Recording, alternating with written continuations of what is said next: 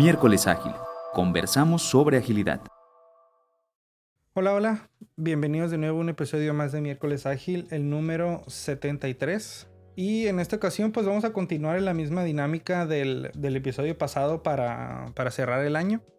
Vamos a discutir algunas opiniones que hemos visto en redes sociales, sobre todo Twitter. Y pues de ahí empezar la discusión, ¿no? Y tratar de ver qué opinamos al respecto. Estoy con Jorge y con Diógenes.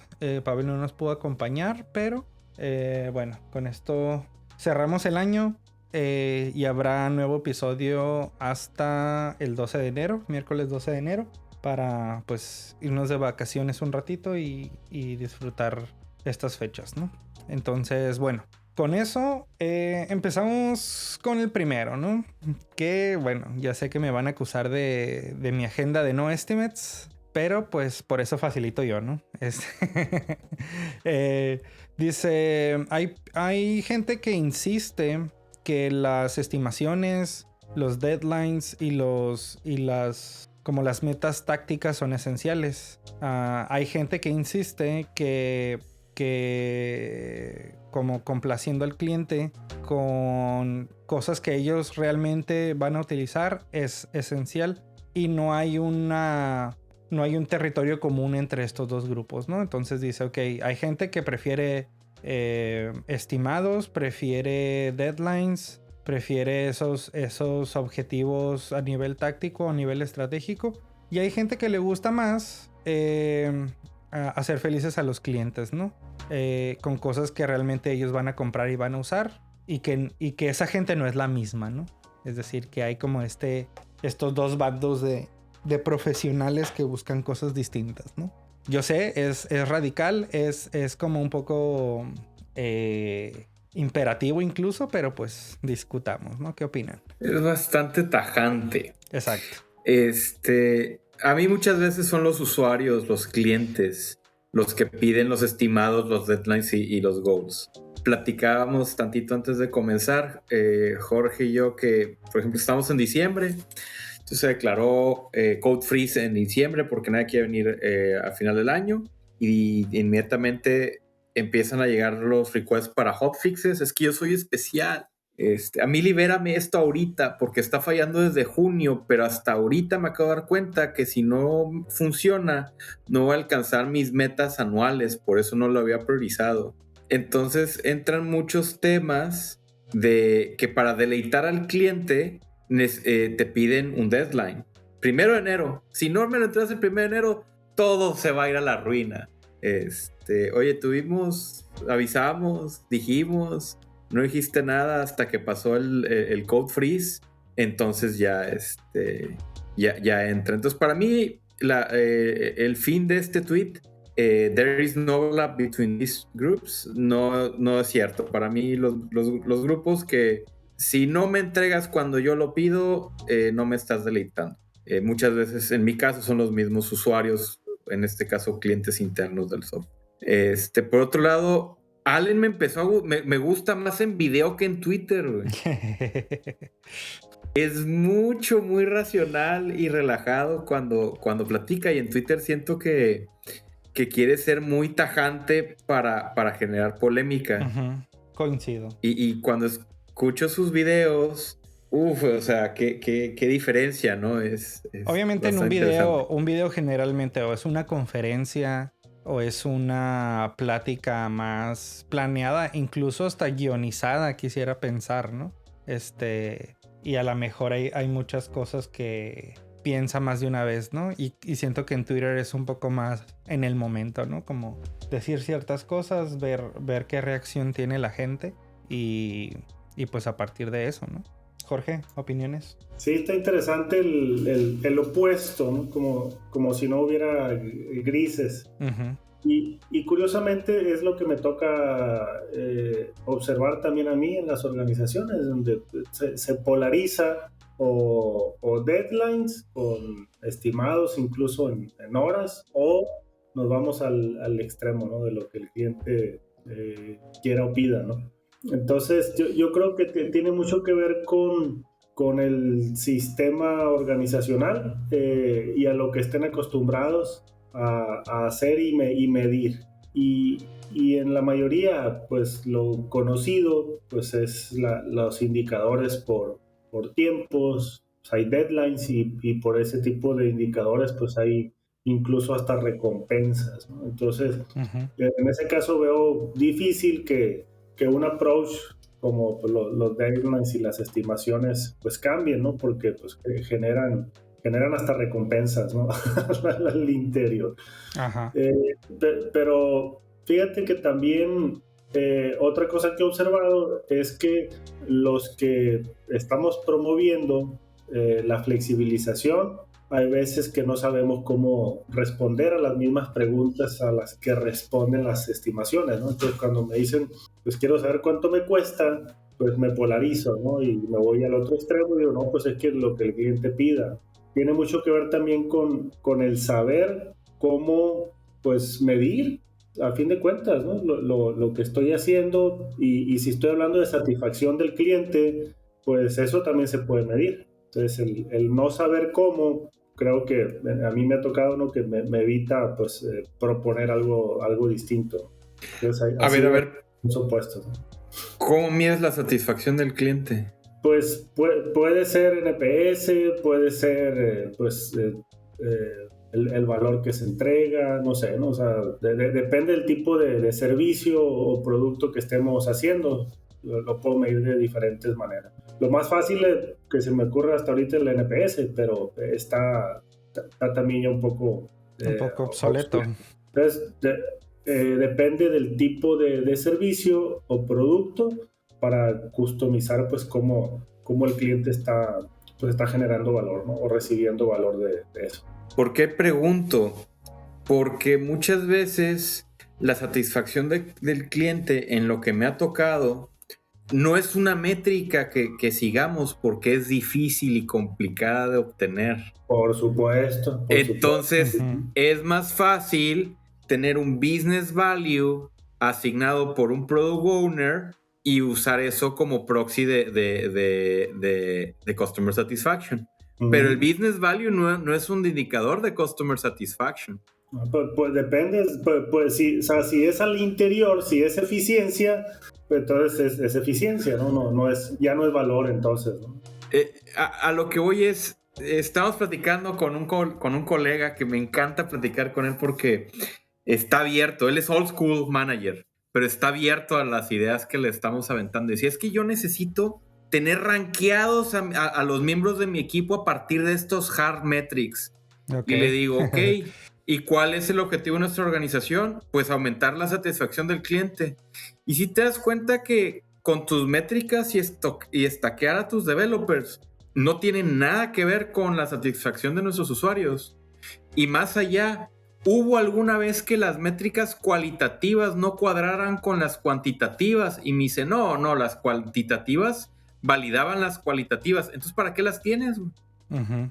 Si ya nosotros solitos, cualitativamente hablando, tenemos el stack, ya no necesitas justificarlo con datos. ¿Por qué? Porque te aseguro que los miembros individuos saben que están abajo y no necesitas decirles. Es más, muchos lo hacen de manera voluntaria.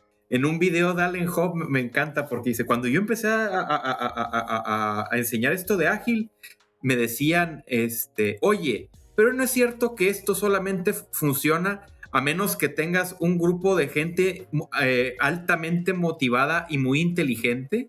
A lo que la respuesta es, pues, obvio, ¿no? O sea, pobre de aquel que quiera trabajar con gente tonta y sin motivación.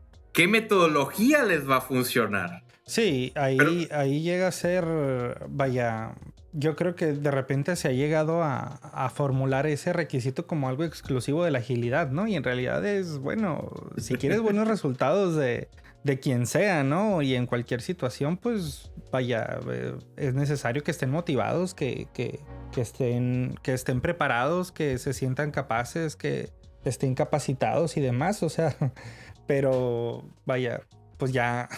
¿Y entonces para qué quiero agilidad? Si tengo gente eficiente. Sí, es que vaya, creo que la agilidad, no sé, bueno, todos, ¿no? Bueno, quiero pensar que aquí como entendemos la agilidad como no un framework necesariamente o únicamente para mejorar el performance, entre comillas, de los individuos, ¿no? O sea, va mucho más allá, pues, pero vaya, es difícil de explicar, ¿no? Y ahí está el tema, ¿no? Entonces, cuando no lo sabemos explicar, pues no hay una forma adicional, ¿no? O sea, entonces, y lo que sí se entiende, pues es la forma convencional de medir y de racionalizar. Así es. Pero sí, somos nosotros, desde mi punto de vista, los que muchas veces no sabemos explicarlo o proponer alternativas, ¿no? Muy bien. Y nos vamos a lo romántico de la agilidad, ¿no? Pues sí, es flexible, es adaptable, pues sí, pues, pero ¿cómo mido, no? A fin de cuentas, ¿no? ¿Cómo me doy cuenta si el cliente está satisfecho? ¿Cómo me doy cuenta si la empresa es rentable? ¿Cómo me doy cuenta si estoy impactando al ambiente, si me quiero ir más allá, ¿no? A la sociedad? Pues de alguna forma lo tengo que censar, ¿no? Y de alguna forma creo que también se le ha achacado a la agilidad esa responsabilidad de alguna manera, ¿no? Si dices, porque siento que esa fue un poco la pregunta de follow-up, ¿no? O sea, la agilidad busca deleitar al cliente, ¿no? Y colaborar con el cliente y demás, pero ¿cómo lo mides? Y siento que es ahí donde la agilidad realmente no te da una respuesta prescriptiva, al menos, ¿no? Y para muchos ni siquiera no te da una respuesta del todo, ¿no? Es decir, no sé yo cómo medir el qué tan feliz está mi cliente o no. Y creo que al final de cuentas, a nivel de la agilidad, es a propósito, ¿no? El hecho de no preestablecer cómo hacerlo, porque al final de cuentas, si eres una empresa de software que ofrece software as a service, quizás tus métricas serán unas. Si vendes otro tipo de software de, no sé, paquetería de ofimática o lo que sea, pues tus indicadores serán otros, o incluso dentro de la misma categoría, quizás te mides por cosas distintas, ¿no? En cuanto a qué es importante para ti.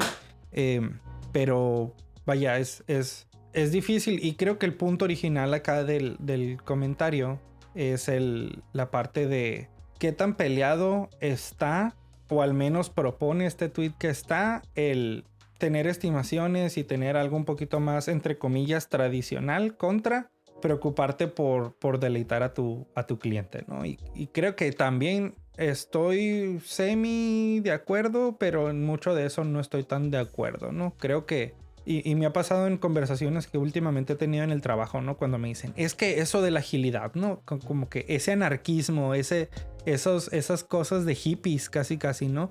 Y me dicen, es que no podemos no tener un plan, no podemos no tener una visión. Y es como que, espérate, o sea, no sé quién te dijo que agilidad era eso, pero agilidad no es eso.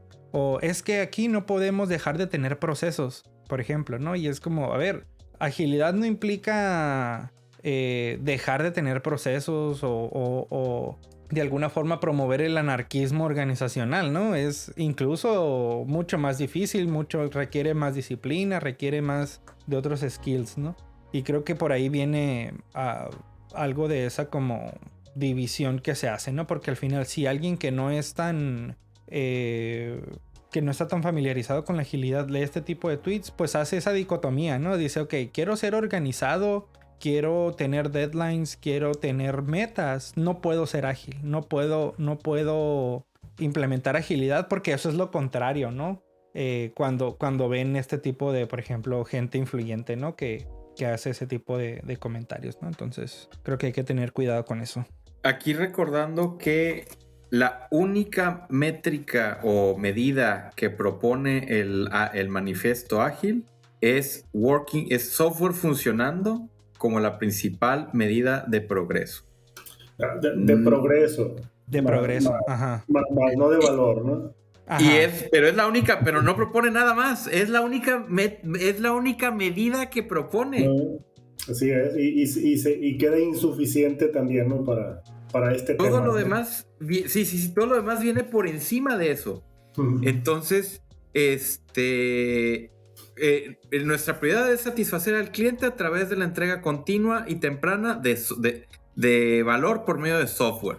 Es decir, todo lo que hablamos de métricas que, como dice Jorge, debemos de medirlo. De alguna manera tenemos que dar resultados, tenemos que comparar dónde empezamos, contra dónde vamos y hacia dónde queremos llegar. Estoy completamente de acuerdo, pero eso ya va por encima de la agilidad. Ya son cosas que nosotros le metemos para completarlas. Y es donde el problema de los puristas, que si nos vamos al purismo y lo que dice el manifiesto, no te habla de procesos. Entonces se pervierte en que hay al coach que dice no tengamos ningún proceso, no tengamos ninguna base, no hagamos... Pero vaya, si estuviéramos hablando de alguien purista, por ejemplo, en este caso, pues estaría diciendo simple y sencillamente produce software, ¿no? ¿Qué tanto valor tiene ese software? Pues vaya, estás mostrando progreso terminando software, ¿no? Haciendo cosas. Y creo que aquí habla acerca de deleitar al cliente, que el manifiesto no necesariamente lo cubre. El manifiesto asume que la forma de deleitar al cliente es producir software funcionando. Ahora, alguien te podría decir, aquí dice funcionando. Sí. O sea, es por eso, con lo que acabas de leer, que es uno de los principios, ¿no? Que dice entregas continuas de software funcionando y demás. Pero al final creo que la clave está en ese funcionando, ¿no? ¿Qué significa funcionando? ¿Significa que no tenga bugs? Nada más. Significa que... data. Sí, o sea, significa que... O significa que el cliente lo utiliza, simplemente no que funcione, sino que el cliente lo utilice, que le encuentre valor, etcétera, etcétera, ¿no? ¿Qué significa funcionando? Vaya. Entonces creo que ahí también es ambiguo a propósito, porque ahorita el software sabemos que una forma un poco más ágil de verlo es pues muy bien que terminaste a tiempo, muy bien que terminaste en el sprint, por ejemplo, pero si nadie está usando esa funcionalidad que hiciste, no hay ningún tipo de valor, ¿no? Ha ido evolucionando hacia eso. Entonces el software funcionando, quizás nos hemos quedado mucho en la industria en el sentido literal, ¿no? Más allá de decir, ok, funcionando para quién, qué significa funcionando y demás, ¿no? Y algunas de las críticas que también hay sobre el agilismo es limitarse a los propios métodos y principios ágiles, ¿no? Como si fuera suficiente y no ver todo el envolvente que debe de haber alrededor para poder agregar valor al negocio, a los equipos, a los clientes, ni se diga a la sociedad, ¿no? Entonces creo que está muy relacionado, ¿no? Esa parte y se pierde muchas veces pues, los indicadores, pues la cercanía con el cliente, el valor de negocio, los procesos, la estandarización, que a veces pues, también es importante, ¿no? Muy bien. Sigamos adelante, vamos a ver qué otro tema tenemos por acá. Ok, Ron Jeffries, inventor de los primeros que propuso el concepto del story point, ¿no? Incluso él dice, bueno, no soy tan adepto de los puntos, pero no es porque no funcionen. Pueden servir bien para estimar capacidad, pero creo que son peligrosos, son ineficientes, pero creo que funcionan. ¿Qué opinión tienen sobre story points y todo eso? Buen punto, sí, y coincido, ¿no? En que pueden funcionar dependiendo del uso que le estemos dando, ¿no? Y el entendimiento también de la relatividad, ¿no? La estimación relativa.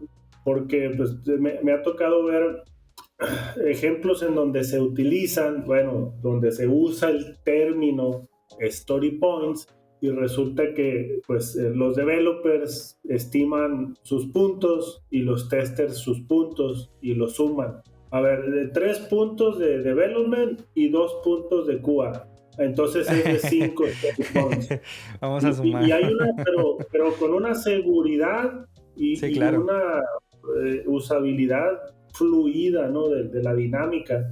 Y resulta, pues sí, ¿no? O sea, pues, están usando pues, story points, pero cada quien los estima por su cuenta, ¿no? Cada silo hace su estimación y lo suman al final.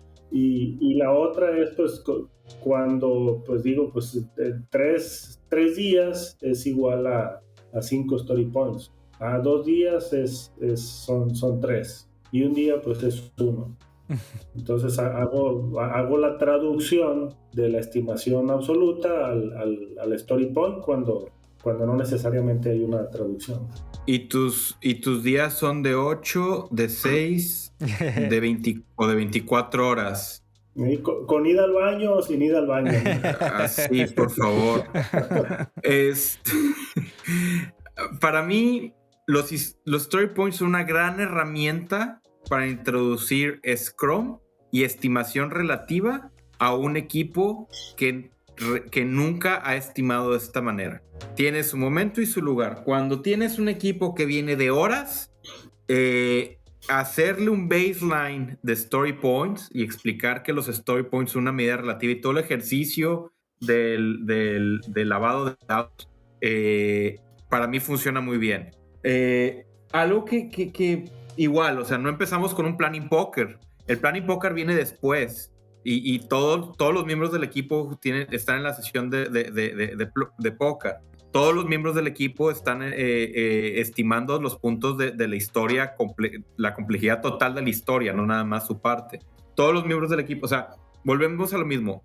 Y creo que es por donde va el tweet. Funcionan bien. ¿Para qué? Para hacer un baseline, un reset de las peticiones de estimación y de medida y para evaluar. No creo que puedas ir de una estimación en horas que se pide que sea estimaciones exactas en horas a no estimates. Creo que hay un punto intermedio donde tienes que pasar y decir, ¿sabes qué? Las horas no importan, lo que importa es el tamaño relativo. Sobre todo si vas a vender este concepto en una organización, ¿no? Entonces, de la misma manera que la mejor manera de estimar en puntos es con story points. Okay. Sin embargo, no inicias el equipo con planning poker. O sea, para ti story points es lo mismo que planning poker. O sea, perdón, me equivoqué. Puntos y story points. Me equivoqué. Cuando la mejor manera de enseñar a un equipo a estimar de manera relativa es el planning poker. Es la mejor herramienta para tener puntos, es el planning poker. ¿Por qué? Porque salen muchas preguntas que en la introducción del refinement no se da. Sin embargo, el planning poker no es la primera estrategia. Hay otras estrategias para hacer baseline y ya luego arranca el planning poker. ¿Para qué? Para estimar. Y lo platicábamos con el no estimates. Para mí, cuando yo estimo en puntos, es un fin. El fin no es dar una estimación a mis clientes. Para mí, el fin de tener un número de puntos es para saber si el equipo entendió lo que se tiene que hacer de manera colectiva. ¿Por qué? Porque se dan esas conversaciones y esos diálogos de, es que yo entendí esto, pero yo entendí aquello, por eso creo que es 8. Pero yo lo vi como un 2, es que entendimos algo diferente. A ver, que lo aclare el Product Owner. Toda esa plática del refinement, el punto es un producto del refinement, no es el fin del refinement. Okay. Pero es un buen producto. Entonces, por eso para mí los puntos funcionan cuando estás arrancando. No empiezo con planning poker, pero planning poker creo que es la mejor manera en un refinement de llegar a los puntos.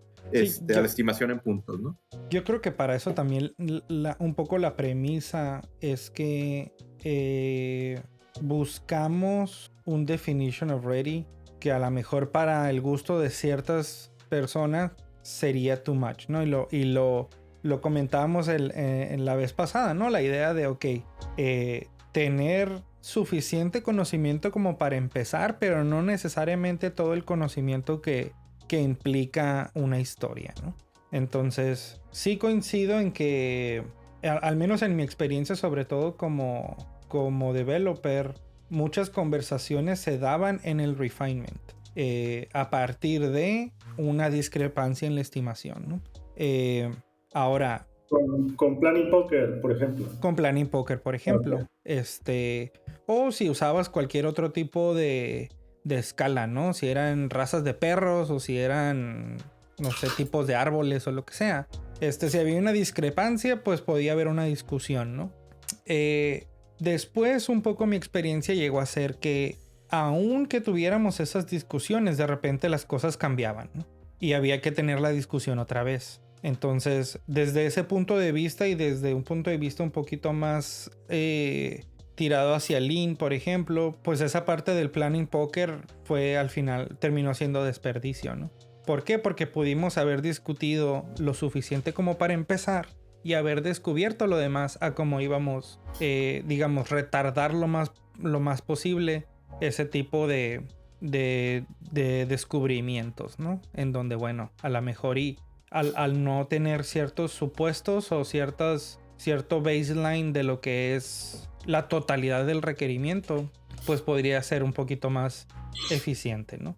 No es fácil y creo que no es para todos los equipos, y coincido con Diógenes que para empezar quizás, y esa fue mi experiencia, ¿no? Planning poker, quizás para mí es mejor que el mismo planning poker te dé el baseline, porque me tocó estar en equipos en donde ni siquiera sabíamos qué significa, o sea, en términos prácticos qué significaba un 3, pero con la práctica llegamos a tener como ese entendimiento común de, ok, para nosotros esto significa un 3 y llegábamos a un consenso súper rápido. No necesariamente sabíamos los pormenores de por qué, pero había consenso, ¿no? Entonces, ya después puedes decir, bueno, quién sabe, ¿no? A lo mejor realmente no lo había porque para ti es un 3 por unas razones y para otros es un 3 por otras razones distintas. Pero, vaya, era una buena dinámica para establecer una base y ya de ahí decir, bueno, los 8, por ejemplo, son cosas que hay que partir porque pues generalmente toman más de un sprint, por ejemplo. Entonces buscamos tener 1 y 2, por ejemplo. Entonces, y de ahí te vas, ¿no? En la parte que coincido con el tweet es que pueden ser peligrosos y son peligrosos, y he estado en organizaciones en donde fueron peligrosos e hicieron daño, incluso. Daño a nivel incluso contractual, daño a nivel de cómo se premia o cómo se reconoce a los miembros de la organización, en cuanto a promesas que se hacen a partir de los puntos, en cuanto a querer que un punto signifique lo mismo para todos, lo cual es medio, va en contra del principio en mi opinión, etcétera, ¿no? Entonces, ya después en mi carrera como llegué a la conclusión de que a pesar de que, como dice el tweet, pueden ser eficientes, pueden, bueno, no eficientes, sino darte lo que buscas. Ya después yo llegué a la conclusión de que es más el mal que causan que el beneficio que le da un equipo, ¿no? Y por ejemplo, en mi caso, pues decidí empezar a usar los días ideales de ingeniería, ¿no?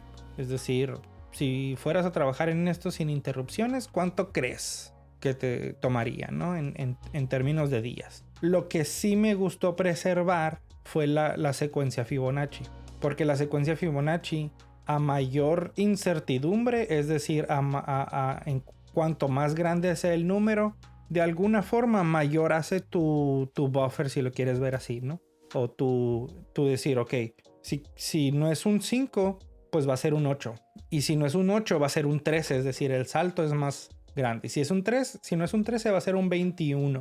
Entonces, en lugar de estar decidiendo si es un 7 o un 8, es mucho más eficiente desde mi punto de vista decir, ok, no es tanto como un 13. Entonces vamos a ponerle 8, ¿no? Por ejemplo. Y de esa forma, creo que también tiene que darse ese como estado mental tanto de la organización como del equipo de decir, a ver, son estimaciones, no queremos exactitud. Habrá estimaciones que se queden cortas, habrá estimaciones que sean más de lo que realmente se hace. Ya está bien, ¿no? Las cosas se van a balancear al final. Pero creo que es difícil llegar a ese punto, porque a mí también me tocó una muy buena experiencia trabajar con un liderazgo que decía, ok, o sea, las estimaciones son eso. Si se tarda más de lo que estimamos, pues vaya, a lo mejor descubrimos cosas, a lo mejor, y ahí decidimos qué hacer, ¿no? Pero pues no es en todos lados, ¿no? Jorge, ¿alguna opinión? Sí, y a fin de cuentas, pues, ¿para qué se quiere una estimación? Entonces, el entender para qué estimar creo que es clave. Y vuelvo al punto en donde, ¿cómo damos alternativas si no entendemos para qué se estima? Uh-huh. Se quiere llegar a una fecha, hay un compromiso, depende, ¿no? Las preguntas que motiven a una estimación. y me dicen, pues es que tengo una expo en octubre y quiero saber qué tanto puedo hacer de aquí a octubre, porque es la única oportunidad que tengo para llegar a mis prospectos. Entonces, esa es la inquietud. En lugar de estimar en horas y ver toda esa parte, pues yo puedo dar respuestas. Puedo hacer proyecciones más estadísticas para saber cuánto voy a poder hacer. Pero a fin de cuentas tengo que hacer un desglose, tengo que entender las necesidades para poder ayudar a resolver esas preguntas. Es decir, el story point puede ser, pero también puede ser que no hay story points y aún así responder a las preguntas. Otra vez, el saber cómo se hace de forma alternativa, pues es clave. Muy bien. Ok, pasemos al siguiente tema. Realmente no me gustan los modelos de madurez, los maturity models. Todos ellos implican que hay un destino al que vas a llegar, el cual te dará la madurez. Cuando en realidad la agilidad es un camino y no hay un destino. También estos modelos de madurez prescriben un camino absoluto para llegar de un punto a otro, lo cual es lo opuesto a la agilidad. Entonces aquí hablamos de modelos de madurez. He visto, por ejemplo, yo los radares famosos de agilidad y sí me ha tocado estar en ciertas organizaciones y programas en donde nos hacen tomar estas encuestas o tests o no sé cómo llamarles. Te da un resultado y a partir de ahí te dice, a ver, pues tienes que trabajar en tu estimación, tienes que trabajar en pair programming, tienes que trabajar para llegar a un estado de madurez, ¿no? ¿Qué opinan al respecto? Y además, el nivel de madurez es el que te va diciendo qué tan bien estás, ¿no? en agilidad. Estás en nivel 1, nivel 2, nivel 3, y ese es el camino. O sea, es el único camino, ¿no? Aunque puede llegar de diferentes, hay algunos que ponen alternativas, pero ese es el 1, 2, 3. O sea, no hay de otro. Alguna vez platicamos del Fluency Model, del IAL Fluency Model, que es algo un poco diferente, donde no habla de un camino necesariamente escalonado para llegar a un nivel, sino que pretende descubrir qué es lo que el equipo necesita y ese se convierte en el destino. Pero el destino se descubre por el negocio junto con el equipo, ¿no? Un poco más del lado de negocio, que el negocio puede decir, pues para lograr estos objetivos necesitamos que este equipo en particular pues tenga más acercamiento con el cliente. Pues eso es lo que ocupamos, ¿no? A lo mejor ocupamos reducir deuda técnica. Pues ocupamos cosas distintas, ¿no? A lo mejor no ocupamos tanto conocimiento de negocio, ocupamos conocimiento técnico por el estado en el que estamos. Entonces, la analogía que hace es de las paradas de autobuses, donde pues sí, hay diferentes zonas a las que puedes visitar y el costo para llegar a cada una pues también varía. Pero el tema es, ahorita necesito llegar a la zona que está más cercana o a la zona que está más lejana, pues depende de las perspectivas de negocio que existan. Entonces es una mirada muy, muy diferente, ¿no? Que a veces me cuesta a mí también pues explicarla o darla a entender, ¿no? Porque están más impuestos al 1, 2, 3, ¿no? Yo creo que aplica la Goodhart's Law, la ley de Goodhart's. Cuando una métrica se convierte en el objetivo, deja de ser una buena métrica. ¿Qué pasa? Siempre que tocamos el tema de métricas, yo regreso al punto. Las métricas funcionan mientras no sea el objetivo final de la organización. ¿Por qué? Porque me ha pasado, en mi experiencia, en cuanto pongo una métrica, todo el mundo sale perfecto. ¿Por qué? Porque aprenden a medirla. Veía un tweet, creo que no lo vamos a platicar aquí, pero decía, en Jira, cuando no le pones puntos, automáticamente tu objetivo tu certeza es de 100. Ok. Entonces, si quieres si ponen de métrica que en Jira tener métrica de 100, dejen de poner puntos. Sí, y se vuelve, es lo que dices, ¿no? El hecho de, por ejemplo, sí me tocó alguna vez el decir, oye, pues, no sé, el equipo necesita mejores estimaciones, por ejemplo. Y pues para mí, al menos como Scrum Master, sí fue así como, o sea, pues era un agile coach el que traía como esta idea de los radares y demás, ¿no? Pero vaya, invertimos o desperdiciamos, depende de cómo lo veas, mucho tiempo en ¿Pero llegaste a la meta? descubrir, vaya, eventualmente, porque las Ah, estimaciones es entonces algo que valió el la equipo pena. produce, ¿no? Entonces valió la pena. Pero incluso llegué a conocer, por ejemplo, equipos que en aras de ciertas métricas, por ejemplo, de que sí, ok, estimamos en puntos. Al final del sprint hacían una revisión. El Scrum Master los hacía hacer una revisión de si realmente las historias habían tomado o eran en la práctica del tamaño que habían dicho que eran, ¿no? Y reestimaba, o sea, reasignaban puntos, ¿no? Es decir, dijimos que era un 8, pero resulta que estuvo más fácil de lo que creíamos. Pues ponle 3 porque pues nos equivocamos, ¿no? O tomó más tiempo de lo que era, pues no era un 5, era un 8. O no era un 1, era un 5, ¿no? Ya, cambiemos de tema. Pero pues mucho de mi feedback era, oye, pues se supone que eso captura mucho de la incertidumbre que tienes, ¿no? Sobre todo con las cosas que toman más esfuerzo de lo esperado, ¿no? Entonces tu velocidad realmente está medio rara, ¿no? Es decir, no podrías confiar en tu velocidad, pero al contrario, ¿no? El Scrum Master decía, no, puedo confiar más en la velocidad porque técnicamente no nos hemos equivocado en las estimaciones, ¿no? Pero y vaya. Sí, para llegar a la meta, o sea, de tener 100%, o sea, y es a lo que voy. Y yo siempre usamos el ejemplo de cuando nos pidieron tener 80% de cobertura de código y llegamos al 90% de cobertura de código, a costa de que estaban todas declaradas en blanco. O sea, todas las declaraciones de la cobertura de código estaba claro en blanco porque el cliente se había puesto de que si no me llegas al 80% no te pago. Llegamos al 93%. ¿Hay algo para lo que sí funcionen estos modelos de madurez? Cuando no son el objetivo final, cuando quieres presentar información, cuando quieres hacer assessments. O un ejemplo, las 5 disfunciones de los equipos.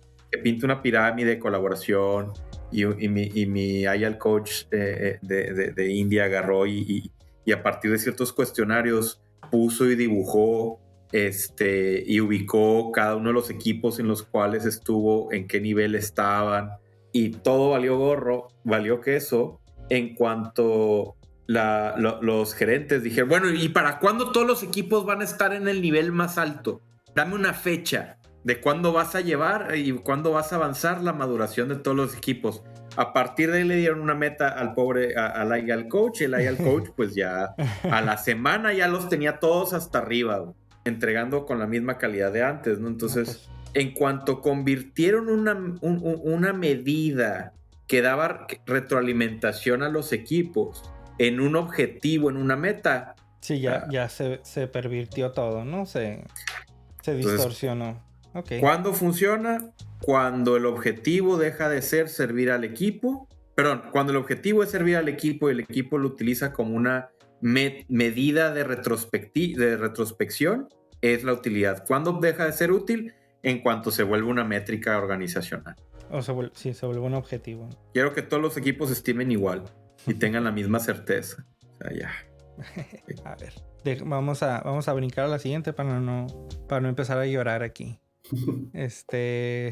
Una compañía que tiene una cultura de mejora continua a nivel colectivo es inherentemente peligrosa para gente que quiere obtener el crédito por las cosas de manera solitaria, ¿no? De manera egoísta, digamos. Pues claro, sin incendios no hay héroes. Que muchos, eso es lo que me ha tocado ver a mí como causas de gente que se baja de estos entornos, ya que pues no se motiva tanto los incentivos individuales. Entonces, aunque hay, y es otro ejemplo de extremos, ¿no? Porque cuando para promover la agilidad se hacen pues metas grupales y se pierde de vista el reconocimiento individual, pues se cae en un extremo desde mi punto de vista, ¿no? O sea, no quiero decir que se premie de forma individual y no lo veo tampoco mal. El tema es cómo lo asociamos, ¿no? con los incentivos. Entonces, cuando eso pasa, se llega a un extremo en donde se deja de lado el reconocimiento individual. Entonces, pues a esa gente pues no le va a gustar, ¿no? Aquellos que les gusta el reconocimiento y que no lo veo necesariamente malo, pues se bajan, ¿no?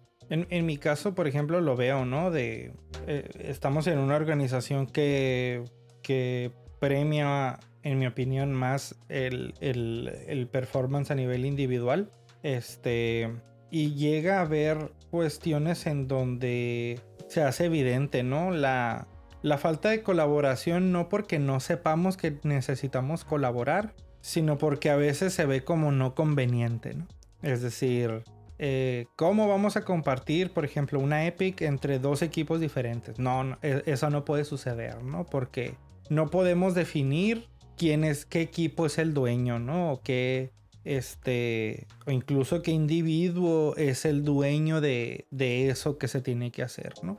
Y lo veo como una buena práctica, sobre todo para ingenieros entry level que quieren progresar hacia niveles de más experiencia o incluso a niveles de management. El hecho de decir, a ver, pues tomemos a alguien que lidere o que facilite lo que va a pasar con este Epic o con este feature, ¿no? Les da exposición a ciertas cosas, les da como más callo para enfrentar ciertas situaciones que eventualmente en su carrera tendrán que resolver ya con un título más prominente, ¿no?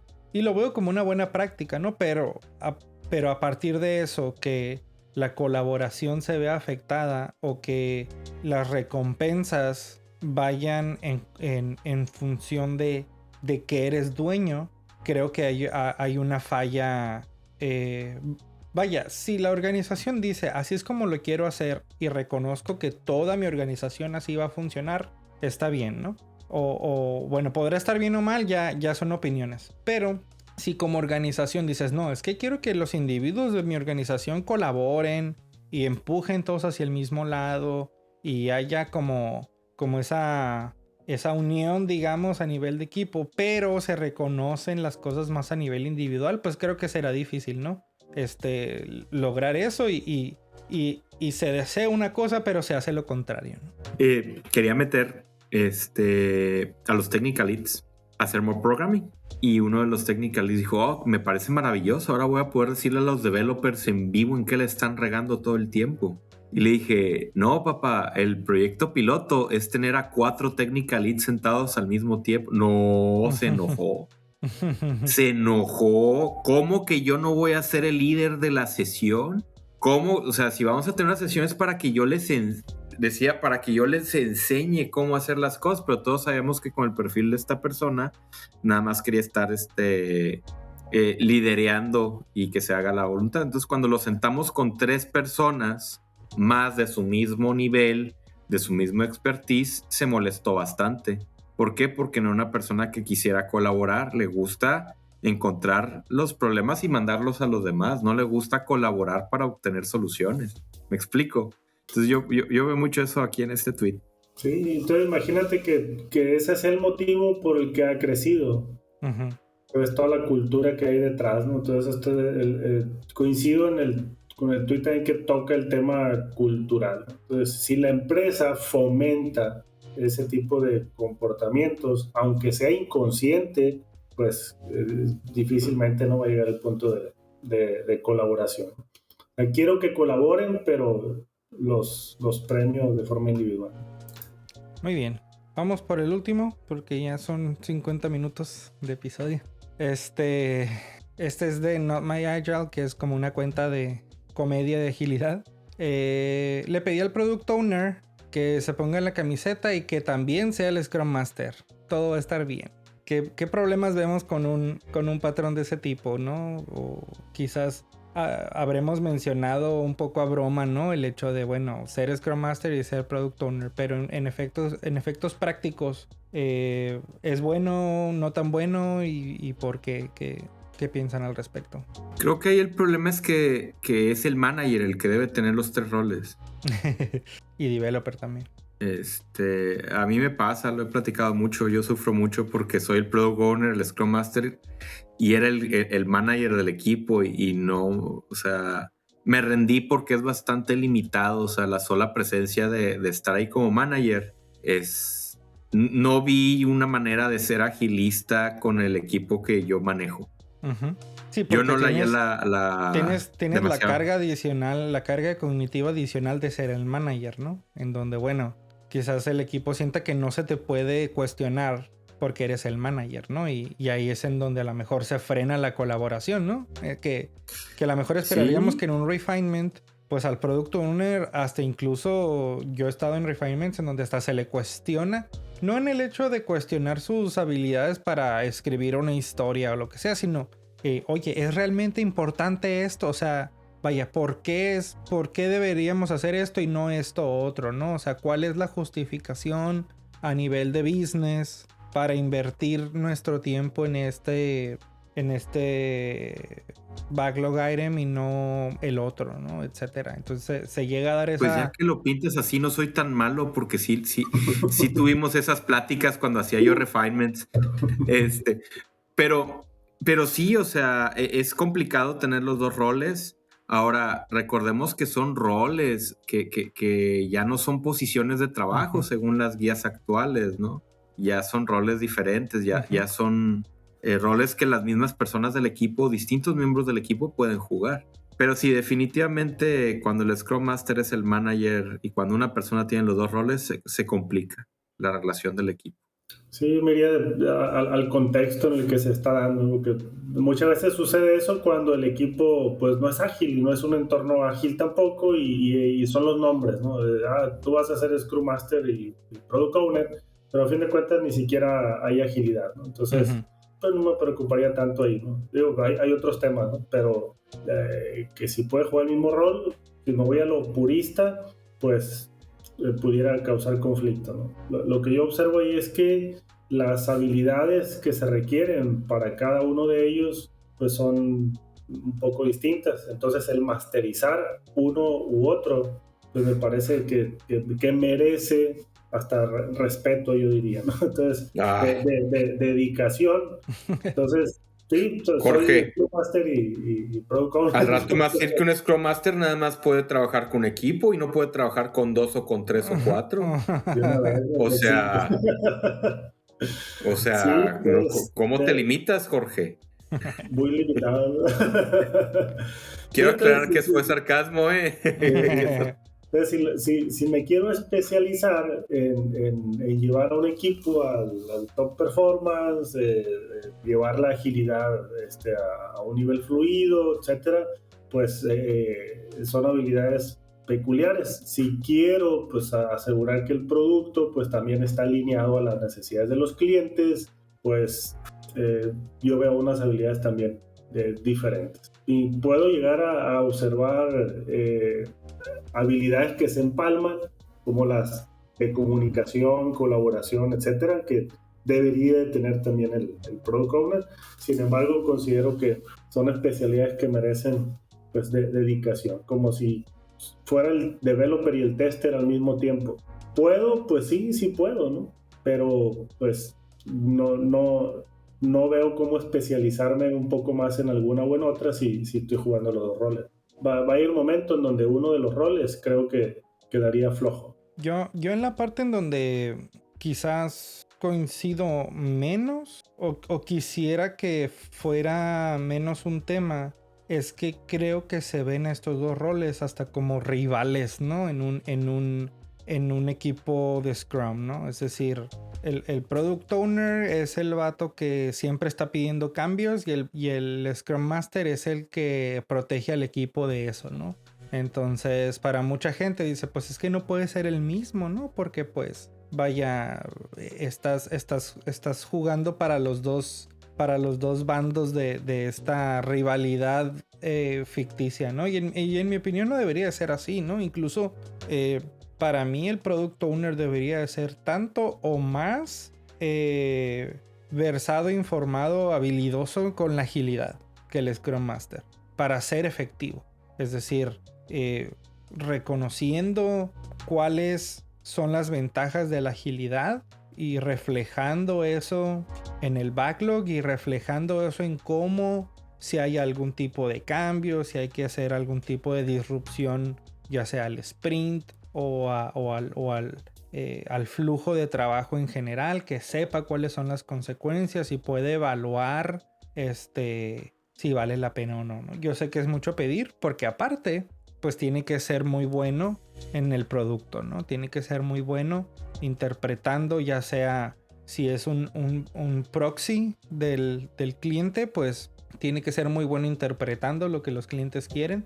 O si es el cliente directamente, pues vaya, tiene su área de expertise aparte, ¿no? Entonces, pues el Scrum Master también debe entrar ahí en un modo de colaboración para coachear al Product Owner acerca de todo lo que sucede en un entorno de agilidad, ¿no? Entonces no es necesariamente una dicotomía, una rivalidad que tenga que existir, sino que son roles que van a colaborar y coincido completamente con Jorge, ¿no? La parte en donde para mí es peligroso es esa parte de no poder desarrollar el expertise necesario para ninguno de los dos roles, ¿no? Porque al final pues hay que mantener cierto estándar para los dos y quizás ese estándar va a ser el mínimo necesario, ¿no?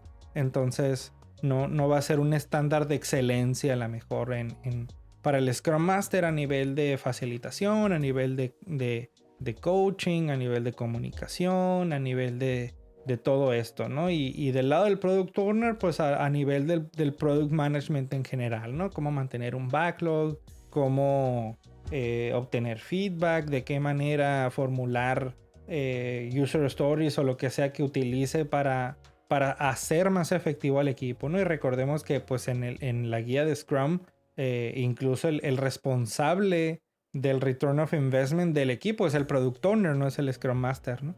Entonces tiene que saber en qué va a trabajar el equipo y por qué es lo más importante que tiene que hacer el equipo y demás, ¿no? Entonces pues Mari Popenedict dice que no lo ocupa ninguno de los dos.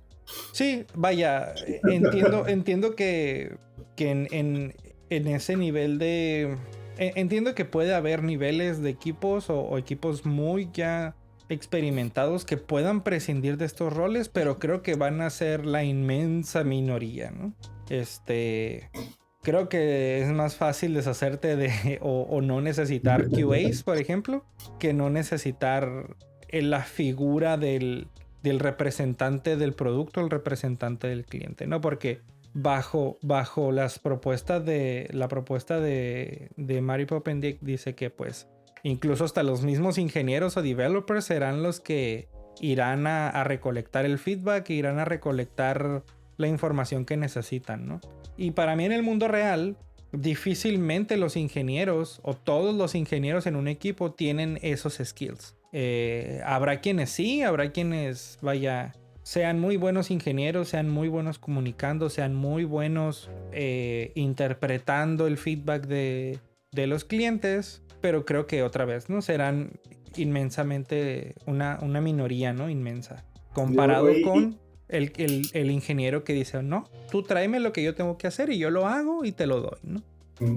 Y menos con estos frameworks, ¿no? Que separan los roles, ¿no? Entonces... Exactamente, o sea, y que se vuelven tan populares, ¿no? Yo soy developer, a mí no me muevas. Y creo que es sano, ¿no? Porque al final de cuentas, imagínate como developer, ¿no? Decir, oye, pues tengo que tener excelencia en el desarrollo, ¿no? Tengo que automatizar, tengo que tener mis pipelines al fregazo para poder liberar continuamente. Todavía tengo que tener tiempo para ir con los clientes, preguntarles qué quieren, platicar con ellos. Tengo que tener la habilidad de interpretar qué es lo que me están diciendo, trasladarlo a requerimientos de software. Creo que es un poco demasiado, ¿no? más por el hecho de... No tanto por el hecho de que no haya personas que lo puedan hacer. Estoy seguro de que hay personas que lo puedan hacer, pero creo que el grueso de la industria busca esa especialización, ¿no? Es decir, un developer quizás es developer porque no le interesa y no le gusta ir a hablar con los clientes, ¿no? Y le interesa que le den un problema para resolver y el resolverlo, no necesariamente buscar los problemas que tiene que resolver, ¿no? Hablando de un ingeniero, por ejemplo, de un entry level, ¿no? Ya cuando tienen cierto nivel de seniority, pues sí, ¿no? Habrá que pedirles, oye, pues ahora te toca buscar, ¿no? Buscar qué es lo que tenemos que hacer a lo mejor a nivel de deuda técnica o de otras cosas, hablar con el product owner o product manager o cualquiera que sea el rol, ¿no? Pero sí creo que, vaya, idealmente estoy de acuerdo porque, vaya, creo que la propuesta de Mary Poppins, pues creo que incluso se llama así, ¿no? Lean Software Development, que es completamente orientada a minimizar, incluso a eliminar el desperdicio, ¿no? Y los roles de Scrum Master, de Product Owner, de Program Manager, Technical Program Manager, etcétera, esencialmente y estrictamente son desperdicio. Desperdicio. Exacto. Estrictamente son desperdicio. Ahora habremos quienes digamos que es desperdicio necesario, porque pues hay trabajo que hacer y quizás los ingenieros o no estarán felices de hacerlo o simple y sencillamente no sabrán cómo hacerlo, ¿no? Entonces, pues ahí está. Y bueno, yo creo que con eso terminamos. Tenemos 1 hora de episodio. Bastante interesante. De nuevo, último episodio del 2022. Regresamos el miércoles 12 de enero con otro episodio. Por lo pronto, muchas gracias por acompañarnos a lo largo de todo el año. Espero que les haya gustado el episodio y nos vemos el siguiente año. Gracias, hasta luego. Felices fiestas y muchas gracias por todo, señores. Gracias por escucharnos. Esperamos que te haya gustado el episodio. Únete a la conversación. Visita miércolesagil.com para más información y déjanos tus comentarios. Síguenos en redes sociales y suscríbete a nuestro contenido en las principales plataformas de streaming como Spotify, Apple Podcasts y YouTube. Encuentra todos los enlaces en miércolesagil.com/seguir. Miércoles Ágil. Conversamos sobre agilidad.